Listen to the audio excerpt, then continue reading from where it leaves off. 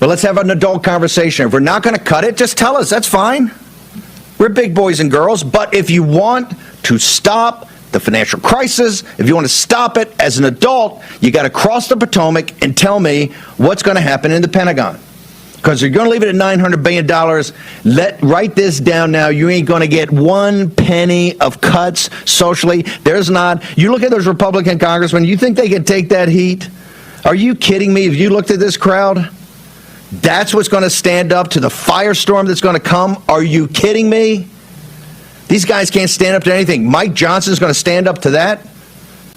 They went down to the conference and they came up with $318 billion over 10 years. I ain't talking about 10 years. I want to know this year. I want to know next year. I don't have time, nor do I have interest in anything in the third year beyond.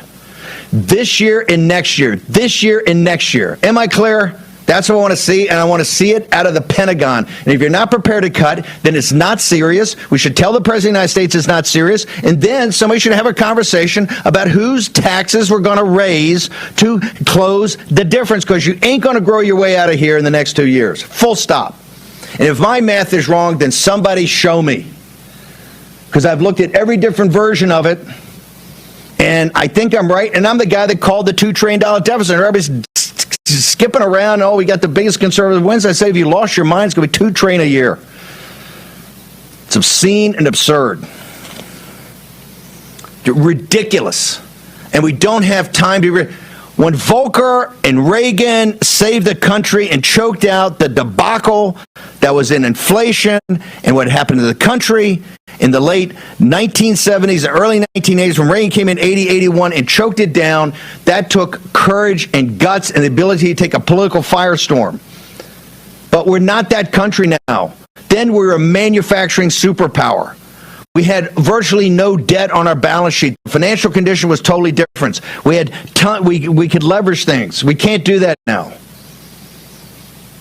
No debt, virtually no debt, and a manufacturing superpower and a highly educated blue-collar workforce. That is not these United States of America. So somebody, you either cut it or you tax it. You figure it out. You either cut or you tax. I'm all for cuts. But we got to get serious. And if we're not serious, then somebody should tell the president is not serious on the cuts. Let's go then to the taxes. You'll see some people's heads blowing up. You tax these wealthy, you tax the corporatists, you tax the lords of easy money, the sociopathic overlords. All of a sudden, you'll start seeing cuts coming. South of the Potomac, the place is called the Pentagon. It's easy. You can't miss it.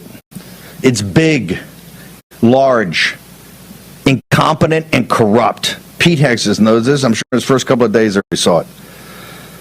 Catherine, the Christian, the ego and the Christians all